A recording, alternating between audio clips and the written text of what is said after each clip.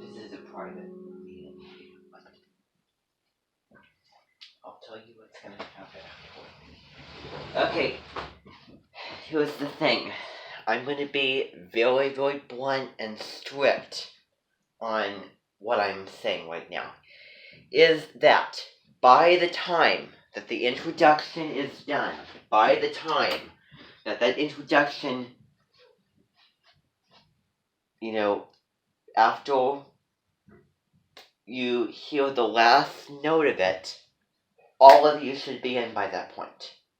I should not have people wanting to come in, or I see somebody outside the door, or knock on the door, that door, or that door, and then have to let them in. It's not going to be precise. It's not going to be, clean and perfect. I don't want this spontaneity today. Okay? So, if that means that if you were to come in here after the introduction, I will not let you in, no matter who you are. So I just want to let all of you know, okay? So, I'm just going to give you the rundown of how this is going to work. Today we're going to be discussing a plan, and I'm going to sit down so that I'm calm while doing this.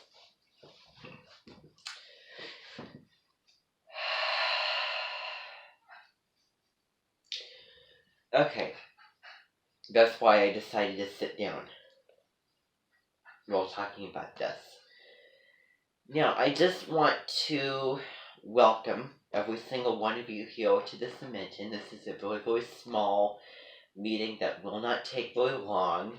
It'll be brief and to the point, and it will be a decisive plan of action. And one way or another, I will fight tooth and nail to have this achieved. I have thought of an idea, and then I realized it wasn't morally right. Then I came up with another idea. That's the idea that we're going for. Okay? So allow me some time to explain, because it has given me a lot of thought and a lot of heartfelt emotion and empathy. And, let's put it that I'm doing something that's a bad thing for a good purpose. Maybe it will make the other person that I'm doing it to very, very sad and very disappointed and infuriated and, miserable, and thinking that it's, what a waste. But you know what? In every negative situation, there's always a positive to be gained from it. And I'm doing that out of kindness, out of respect, and, will care about that person's, life and that person's future and mindset, and, how she would treat everybody else in terms of her, appreciation, her respect, and biggest of all, her gratitude. It can really, set her straight and get her head straight and, heart straight. And that person was the very person who was coming to the door right as the introduction was ending. It was really, really good timing. But since that was the person that we're talking about. I'm not going to put any blame on her whatsoever. So who can tell me who we're talking about? Yes, that is who we're talking about. Abby Lee Miller. So, today's date is October 8th, 2020. 2020, what is that? That is practically 4 and 3 years' time later than we should have had this meeting. Had I known about it sooner, I mean, it would be great if, we could just rewind time, but that's not possible. So if I'd known about Abby sooner, if I watched Dance Moms, particularly seasons 6 and 7, as well as, the other seasons, of course, then that's when we would be having this meeting. It would be October 8th, 2015, October 8th, 2016. But it is high time that, this gets accomplished. And it really, really hurts me, and it really fills me with a very, very heavy heart and, sorrow, and I feel like I'm doing a really, really bad and really just wrong deed on a person, and I probably am. But it's, as I said from the beginning, for a good reason. And, particularly since, as we know, Abby has, been to jail 1 year and then a day, which is just very, very difficult. No matter who, the person is. If she acted 1,000 times more insane on the show, then, well, that wouldn't matter. Because I would still feel really, really, sorry for her, and what she had to go through. It's very, disheartening, and it's really tough. It is. So she went to jail. Then she went into cancer, which is far worse than any jail, and she fought very, very, very hard to get herself back to where she is today. There's a lot of medical procedures that she had to take, and it took a very, very long time, and she lost her, purpose for, being on the earth. And she doesn't have, her parents or her, her dogs. So, it's just unimaginable for me. It's just, I couldn't imagine going through that. It's really, that's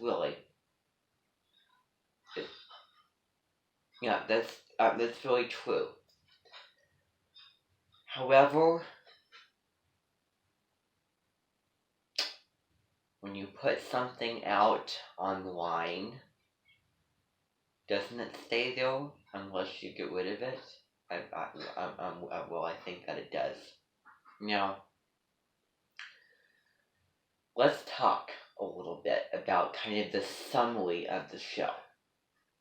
For 4 to 5 years of the show, she was in her original studio, her Pittsburgh Abby Lee Dance Company. That is the thing that made her famous and put her on the map. And it also, is like home, is the familiar, very, very special, and really, really important and deal to her. And, her mother was a dance teacher that used to teach there. So, um, that was her, not old studio, but her, well, her irreplaceable studio. No matter how old it is, no matter how, dated, that's the thing, it will never, ever become dated or old. Because that is her studio. If it ain't broke, don't fix it. You know, I think that, when in, season 5 and season 6, when she moved to Los Angeles and she got her brand new studio, then that really got me thinking out of her, behaviors have changed, her, way of treating them have changed, and just,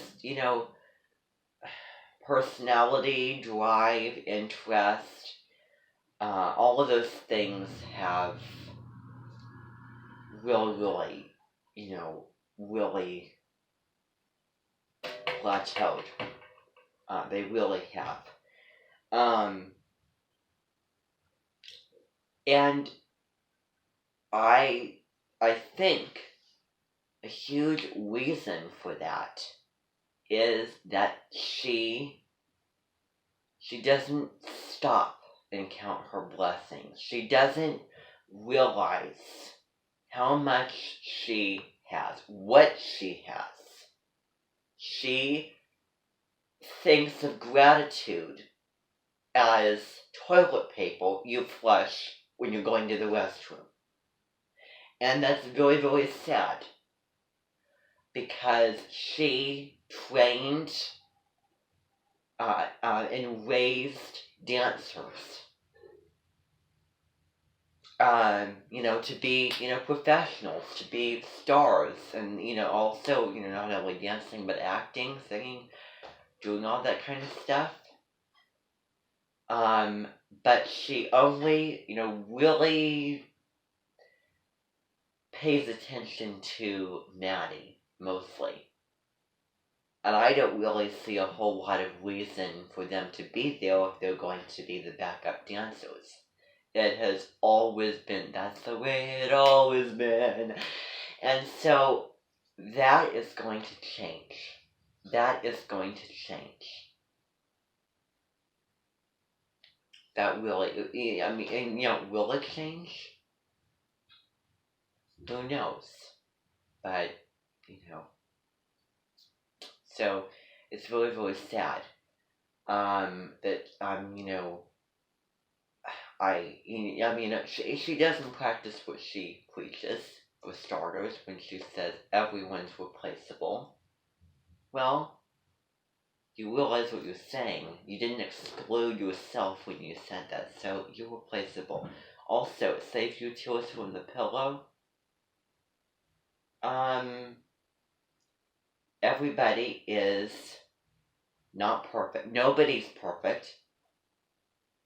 But that is probably for the better. If everyone were perfect and everyone were the same, the world would be pretty darn boring.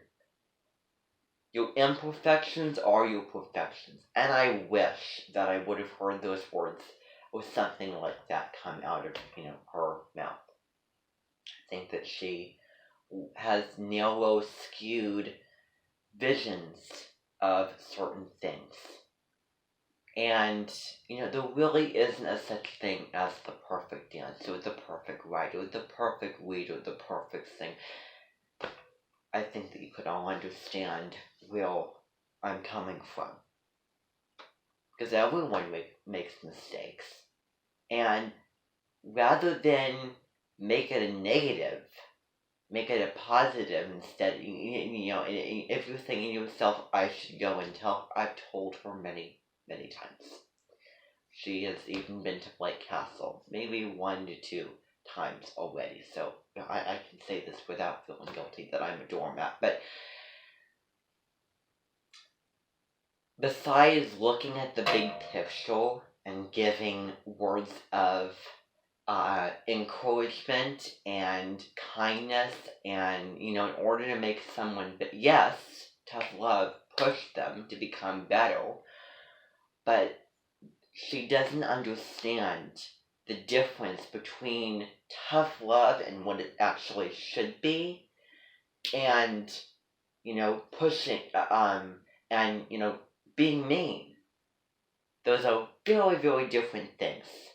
If you had to put the two words tough love, well, I think that tough is overriding the love, and the love is hidden in the back. I don't think that they'll interpret. I don't think that they see that she's actually doing that because she cares, and they could have used their attention.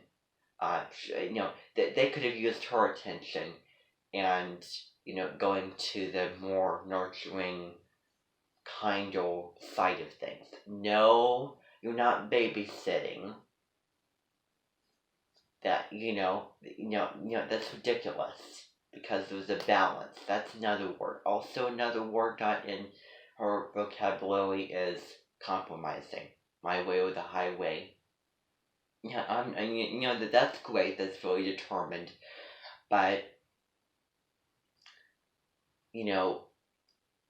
she is going to have problems getting along with certain people in the world if she doesn't have the respect and the humility to listen to what they're saying and consider it and think about it and empathize with it and have a civilized conversation.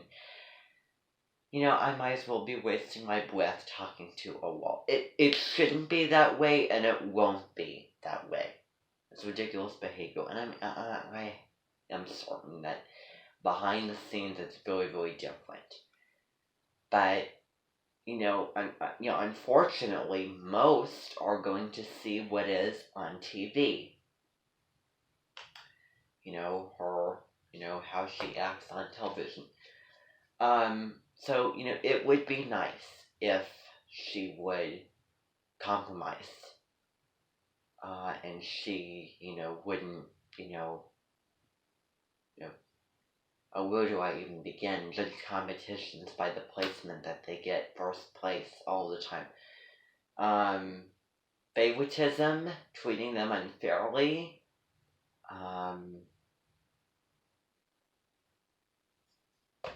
Okay, there's too much for me to sum it all up. But I think that you get the picture. I think that she thinks big, and I think that she sometimes acts greedy, and she says, another thing that she says is all is fair in love and war. Well, she's not very fair. And here's another thing. She says, let's see, I'm trying to think. She encourages everyone to not be a brat and to be grateful and to treat her with respect. Mixed messaging. She is not a very good role model for them. We don't swear in this. Oh, you've swore several times. I don't know about that, F word, but. And, I think that, all of those children have done absolutely nothing wrong. They are very, very grateful and kind and, appreciative and, working very, very hard. They work very, very hard. She doesn't have the empathy to, really, appreciate, the work that they do. She does if, well, number one, they're, one of the favorites, and number two, if they're first or second place, usually.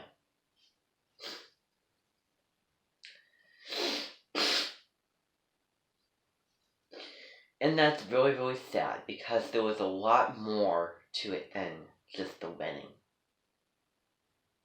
And, there's just a million things. There really is a million things that I could say, but I think that that's a good summary. Because of her behaviors. I don't think that she realizes what she has, what, how lucky and grateful she should be, she should feel. Um,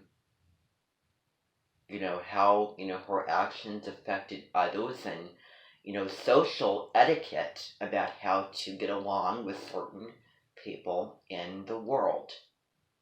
And I think, now here's my plan. Maybe if I send one of you 2 guards to Hollywood, California, in the middle of the night, and you're going to lock the studio. You're going to completely seal the doors. And any key that might be lying around, dispose of it. Now, if this does not happen, if we do that and that doesn't work, now, this is really, really going against my beliefs. Like anybody, we disagree with, being, vengeful and all of that kind of thing. However, I believe that in every negative situation, no matter what it is, there was always something positive coming out of it. There was always something that can be gained from that. A very, very valuable lesson that can be gained from that. And having the studio locked up and having to, go back to Pittsburgh, then it would, show her, oh man, I really, acted this way, because, it, really is a shame, but it's, human nature that we don't realize how much we have until it's taken away. So that might be the thing. Yes, there will be some angry and sad and infuriated negative emotions, and I probably am doing something that I shouldn't. But what will come out of it is someone who will be kinder, more thoughtful, has, a good head, counts her blessings. The list is limitless of possibilities. So that's what's going to be happening. Now, you are really not going to like me if this does not work out, because I can only think of so many things to do that are, staying away from being vengeful or being, immoral. I can only do so many things. So I need all of you to make those things worth it so that I don't have to keep checking off. But this is the thing. And, because I really want her to become a better version of herself. And this isn't just an impulsive decision. I have really pondered over it for many, many days, and I realized that this is the thing to do. This is the thing to do. Now, you know how things work here with the Edmonton because you're all from the Edmonton. But unfortunately, all the episodes have been recorded already. That's a shame. And she doesn't need more than one dance studio. She should feel complete and full and satisfied greatly, immensely with her studio in Pittsburgh. Yeah. Okay, yeah. So, as I was saying, who needs 2 dance studios when you have the one that's working so successfully? It's ridiculous. Well, go to LA, do the competitions, but, you know, and, plus having to travel from one end of the country to the other to manage both. If you could clone yourself, then that would be great, but that's not, really possible. So, um, really, as I said again, holds it all memories. It, is the, thing that made her famous, and not this new studio, you know, go back into the, olden days. She should just stay at, in Pittsburgh, continuing to do what she does best. She doesn't need to go anymore. Be happy with what you have. And those are the lessons that she, really needs to learn. It'll be a humbling experience, but it will, make her a better individual for it.